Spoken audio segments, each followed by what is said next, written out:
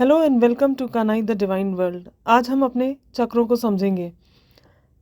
सहस्त्रार चक्र means crown चक्र, रंग जामुन यानी कि वायलेट, पीनियल ग्रंथि के साथ संबंध, माथे के ऊपर के हिस्से का नियंत्रण करता है। कार्य क्षेत्र है आध्यात्मिक प्रगति, आध्यात्मिक विकास या मुक्ति की कामना करने वाले व्यक्ति को इस चक्र का विकास करना आवश्यक है। कहा जाता है कि यदि अंतिम समय में व्यक्ति के जीव की गति इस चक्र द्वारा हो तो वह मुक्त हो जाता है। यह भी माना गया है कि मृत्यु के कुछ मिनट पहले यह मुक्ति द्वार खुल जाता है। इसका लाभ चंद अभ्यासी या साधकों को ही मिल पाता है, क्योंकि उस समय स्थूल शरीर में से जीव छूटने पर एक झटका सा लगता है। तब व्यक्ति डर कर अस्थिर हो जाता है, जिससे मुक्ति द्वार बंद हो जाता है और साधारण व्यक्ति इस लाभ से वंचित हो जाता है, जबकि साधकों के लिए साधना के दौरान इन झटकों का अनुभव सामान्य बात है। अतः उनके अभय और स्थिर रहने के कारण वे मुक्ति के लाभ को प्राप्त करते हैं।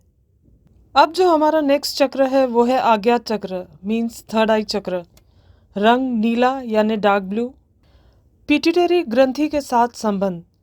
आज्ञा चक्र व्यक्ति के ऑटोनोमस सिस्टम को नियंत्रित करता है, अर्थात जब व्यक्ति गहरी नींद में होता है या माथे पर चोट लगने से बेहोशी या कोमा की स्थिति में चला जाता है, तब यह चक्र हमारे नर्वस सिस्टम को नियंत्रित करता है। कार्य क्षेत्र है इच्छाओं को अतः प्रेरणा का केंद्र, अर्थात व्यक्ति को अच्छे कार्य करने की प्रेरणा व बुरे कार्य न करने की सूझबूझ यहीं से प्राप्त होती है। व्यक्ति के कर्मों का लेखा जोखा यहीं अंकित होता है और उसी के अनुरूप आगे फल मिलता है। यहीं पर आत्मा का निवास स्थान माना गया है। आज्ञा चक्र व्यक्ति की दिव्य शक्ति का केंद्र बिंदु है। आज्ञा चक्र के विकास होने पर टेलीपैथी व इंट्यूशंस की शक्ति का विकास होता है। इससे शिव नेत्र भी कहा जाता है। शक्ति का स्रोत जागृति या क्रोध। किसी भी प्रकार की साधना द्वारा व्यक्ति के जीवन में सही ज्ञान की जागृति आती है, आत्मिक विकास होता है और क्रोध पर नियंत्रण आता है। अन्यथा बिना साधना व्यक्ति अज्ञात के कारण क्रोध में जीवन जीकर अंधकार में ही गिरता है। सहस्त्रार चक्र की पीनियल ग्रंथि व आज्ञा चक्र की पिट्यूटरी ग्रंथि में से प्रातःकाल यानी सुबह को 3 से 5 बजे तक सोम रस निकलता है, जिसे मेडिकल भाषा में शक्तिशाली प्रवाही माना गया है। शास्त्रों की भाषा में कहा गया है कि यह सोम रस शरीर के लिए अति महत्वपूर्ण माना गया है। इस रस के द्वारा शरीर के हार्मोन्स का व्यवस्थित विकास होता है, रोग प्रतिकारक शक्ति बढ़ती है और शरीर का कायाकल्प बना रहता है। इसलिए इस समय को शुभ मानकर, ब्रह्म मुहूर्त मानकर साधु संत व दिव्य पुरुष निद्रा का त्याग कर विविध प्रकार के भजन भक्ति व साधना द्वारा कुदरत की दी हुई इस अमूल्य सोम रस की धारा को गले से नीचे उतार कर शरीर में प्रवाहित करते हैं। इसी के द्वारा वे तन मन को शक्तिशाली बनाते हैं। सुबह 3 से 5 के समय सोया हुआ व्यक्ति इस रोमस का लाभ नहीं ले पाता, क्योंकि नींद में शारीरिक स्थिरता के कारण यह रस की धारा गले तक ही मस्तिष्क में रुक जाती है। अतः सोमरस का लाभ लेने के लिए व्यक्ति को इस समय के दौरान कुछ समय के लिए उठकर शारीरिक प्रवृत्ति करनी चाहिए। पशु पक्षी जीवन जंतु अपने आप ही इस समय में जागकर प्रवृत्तिशील रहकर सोमरस का पूरा लाभ लेते हैं। नियमित ब्रह्म मुहूर्त में उठने के बाद मुंह में आते हुए रस का स्वाद फीके या खारे के बदले मधुर अमृतमय हो जाता है। हमारा जो अगला चक्र है वो है विशुद्ध चक्र मतलब थ्रोट चक्र, रंग आसमानी, थायराइड ग्रंथि के साथ संबंध। यह चक्र गले और फेफड़ों को नियंत्रित करता है। इसका कार्य क्षेत्र है अभिव्यक्ति और बातचीत। शक्ति स्रोत आभार या दुख।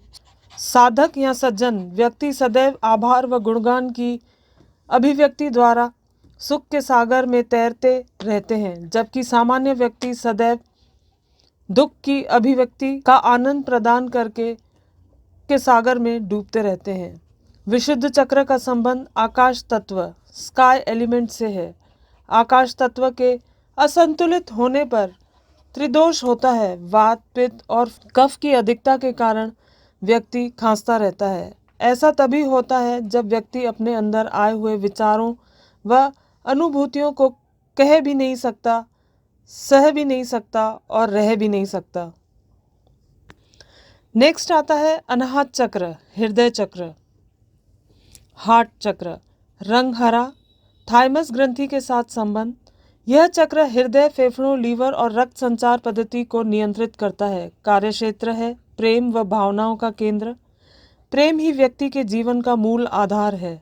शक्ति स्रोत प्रेम या धिक्कार और भय। किसी भी प्रकार की सेवा या साधना द्वारा व्यक्ति में सज्जनता का भाव आने पर ही वह स्वयं से व औरों से प्रेम पूर्वक व्यवहार करता रहेगा। धिक्कार की भावना रखते हुए जीवन में अनेक प्रकार के भयों को पालकर डरपोक बन जाएगा। इस चक्र का संबंध वायु तत्व, एयर एलिमेंट से है। वायु तत्व के असंतुलित होने पर व्यक्ति को नाड़ी तंत्र यानी नर्वस सिस्टम पर बुरा असर पड़ता है। इससे हृदय की बीमारियां, बीपी, शारीरिक पीड़ा, निराशा, डिप्रेशन व आत्महत्या करने के विचारों का आगमन होता है। नेक्स्ट आता है हमारा मणिपुर चक्र, सोलार प्लेक्सस चक्र। रंग पीला, एडेनल ग्रंथि के साथ संबंध। मणिपुर चक्र पेट, लीवर व पित्ताशय को नियंत्रित करता है। कार्यक्षेत्र, यह चक्र शक्ति व समझदारी का केंद्र है। इस चक्र को सूर्य चक्र भी कहा जाता है। यहीं से पूरे शरीर में शक्ति का संचार व निश्चित तापमान, टेम्परेचर बना रहता है। शक्ति स्रोत, आनंद या ईर्ष्या और द्वेष।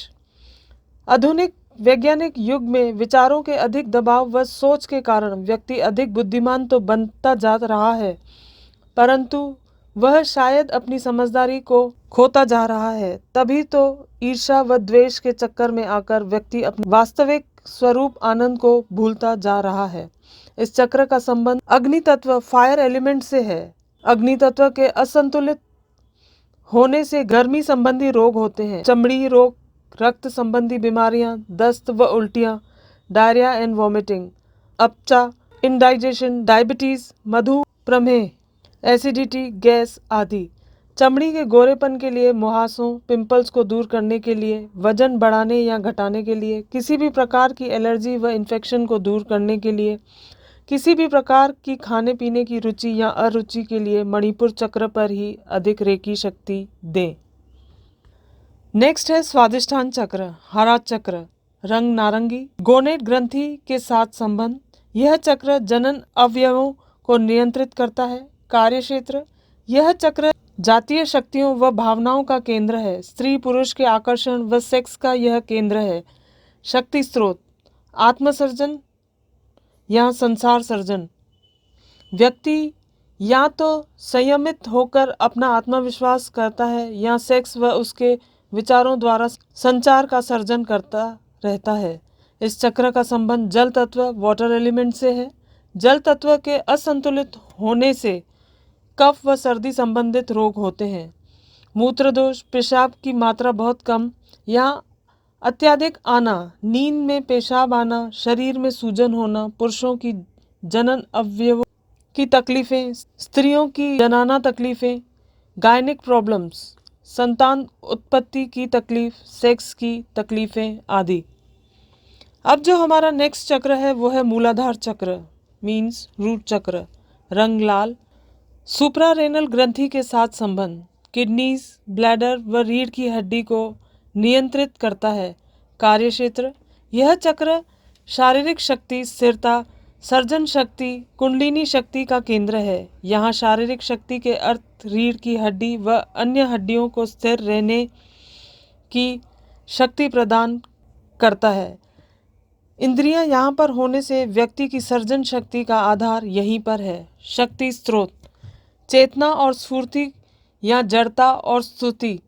किसी भी प्रकार की सेवा या साधना द्वारा व्यक्ति में चेतना व स्फूर्ति बनी रहती है, जिससे व्यक्ति सदैव स्वस्थ, सुखी, आनंदित व स्वाधीन रह सकता है।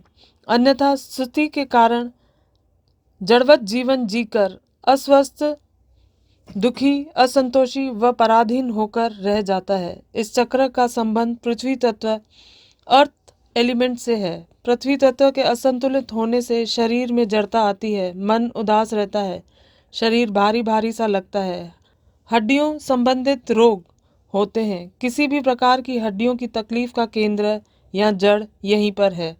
किसी भी प्रकार की कमजोरी, चक्कर आना आदि बीमारियां हो जाती हैं। उपरोक्त विवरण द्वारा हमने देखा कि किस प्रकार मन का काम है विचारों को उत्पन्न कर प्राण शरीर में भेजना। प्राण शरीर एक माध्यम है विचारों को प्रसारित करके स्थूल शरीर में भेजने के लिए। मन के इन्हीं विचारों की अधिकता के कारण ही प्राण शरीर की श्वासोश्वास की क्रिया को नुकसान पहुंचता है। मन श्वासोश्वास के कारण चक्रों की गति मंद पड़ने से तत्वों का व्यवस्थित पोषण नहीं हो पाता। तत्वों के असंतुलन के कारण व्यक्ति को कई प्रकार दुख, दर्द व बीमारियों को भोगना पड़ता